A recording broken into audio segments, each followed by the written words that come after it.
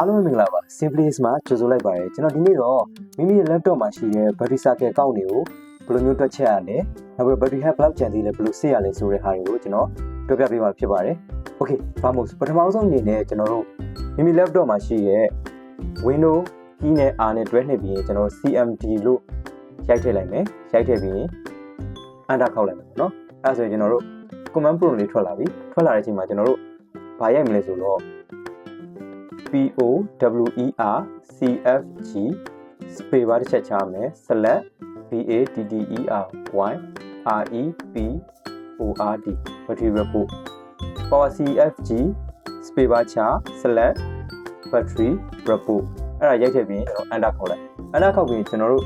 သူ့ရဲ့ file path location ကဘာမှလဲဆိုတော့ C အောက်က user အောက်ကဒါပြီးတော့မိမိပေးတဲ့ computer name ပေါ့နော်အဲ့အောက်က battery report ဆိုတဲ့ HTML လေးကိုတွားပြီးရှာကြည့်မယ်အဲဆိုကျွန်တော်ဘယ်လိုရှာရမလဲဆိုတော့ this PC ပေါ့နော် this PC မှာသွားရှာရင်ရှာ Windows key နဲ့တစ်ချက် E နဲ့ Windows E ပေါ့နော် Windows E နဲ့ Windows key နဲ့ E နဲ့တစ်ချက်တွဲနေနေပြီးကျွန်တော်တို့ဒီမှာ this PC ဆိုတာတစ်ချက်ရွေးမယ်ရွေးပြီးရင်ဒီမှာ C partition နဲ့တစ်ချက်သွားမယ် Windows partition ပေါ့နော် C အောက်က user အောက်ကကျွန်တော်ရဲ့ laptop user name က user ပဲဆိုတော့ user အောက်ကခုနလမ်းကြောင်းမှာဒီမှာ battery report ဆိုတဲ့ဟာကိုတွေ့လို့ HTML အဲ့ဒီတော့တစ်ချက်ဝင်မယ်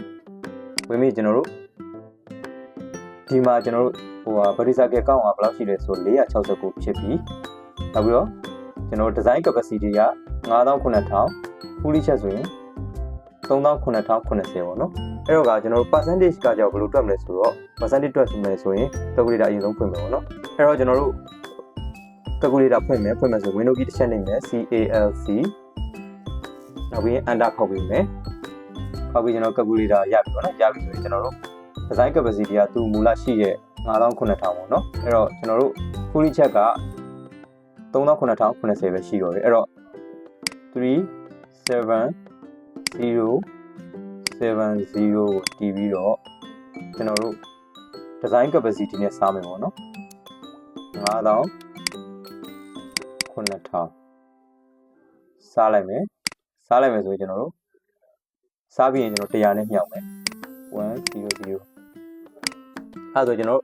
65% လောက်ကျန်သေးတယ်ပေါ့နော် battery health ကအဲ့တော့ကျွန်တော် battery health ကဘယ်လောက်ဆိုရင်လဲတင်လဲဆိုတော့50အောက်ဆိုရင်ကျွန်တော်လဲတင်ပြီပေါ့နော်50အောက်ဆိုရင်ကျွန်တော်ပြန်အပြင်နိုင်ခွက်တောင်နိုင်ခွက်ပတ်ဝန်းကျင်45မိနစ်အဲ့ကြားလောက်ပေါ့နော်တချို့ battery drain တာလဲဆိုတော့ကျွန်တော်15မိနစ်အဲ့လောက်ပဲခံတာဒါမှမဟုတ်နိုင်ခွက်ပတ်ဝန်းကျင်လောက်3မိနစ်15မိနစ်လောက်ပဲကျန်တော့တဲ့ခါကျရင် battery ကသူ့လို drain ပြီး power shut down ဖြစ်သွားတဲ့ဟာမျိုးလည်းကြုံပူးတယ်ပေါ့နော်အဲ့တော့